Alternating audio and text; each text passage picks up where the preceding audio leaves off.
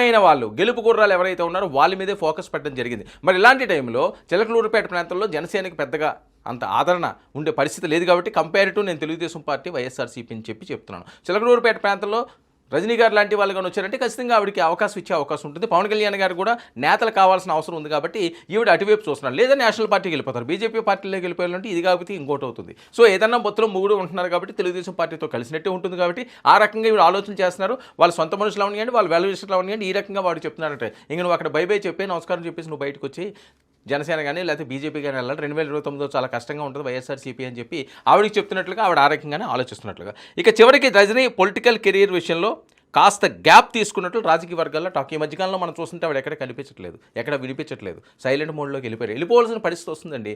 ఎందుకంటే 2019 నుంచి 24 వరకు తెలుగుదేశం పార్టీ వాళ్ళు చాలామంది సైలెంట్ మోడ్కి వెళ్ళిపోయిన పరిస్థితి. ఎందుకంటే తప్పని పరిస్థితి. అధికారంలో ఉన్నప్పుడు మనం ఏదో చేద్దామని చెప్పి ప్రతిపక్షాలు రోడ్డు ఎక్కితే కనీసం 2.5 సంవత్సరాలన్నా అవ్వాలి. 2.5 సంవత్సరాలు వెళ్ళిన తర్వాత పొలిటికల్ హీట్ వస్తుంది కాబట్టి అది కొద్దిగా వర్కౌట్ అవుతుంది. ఇప్పటి నుంచి మనం రోడ్డు మీదకి వెళ్ళిపోదామంటే మొత్తం కాలిపోతారు. ఎందుకంటే రోడ్డు ఎక్కితే ఒక రాజకీయ నాయకుడు లక్షల్లో తీయాల్సిన పరిస్థితి. రోజుకి 50,000 ఖర్చు అవ్వకపోతే సామాన్యంగా వెళ్ళి వాళ్ళకి వెళ్ళకపోతే జనాలు ఆదరించరు. వాళ్ళ పెళ్ళిళ్ళకి, వాళ్ళ పబ్బాలకి, ఇంకొకటి పార్టీలకి, పండగలకి ప్రతిదానికి అలా ఇచ్చుకుంటా వెళ్తానే ఉండాలి. అది 5 సంవత్సరాలు చేయాలంటే అది ఎవరి తరం కూడా కాదు. ఎలక్షన్ టైంలో మళ్ళీ ఖర్చు పెట్టుకోవాలి, ఎలక్షన్ టైంలో మళ్ళీ డబ్బులు చూపించుకోవాలి. ఇవన్నీ కూడా రాజకీయ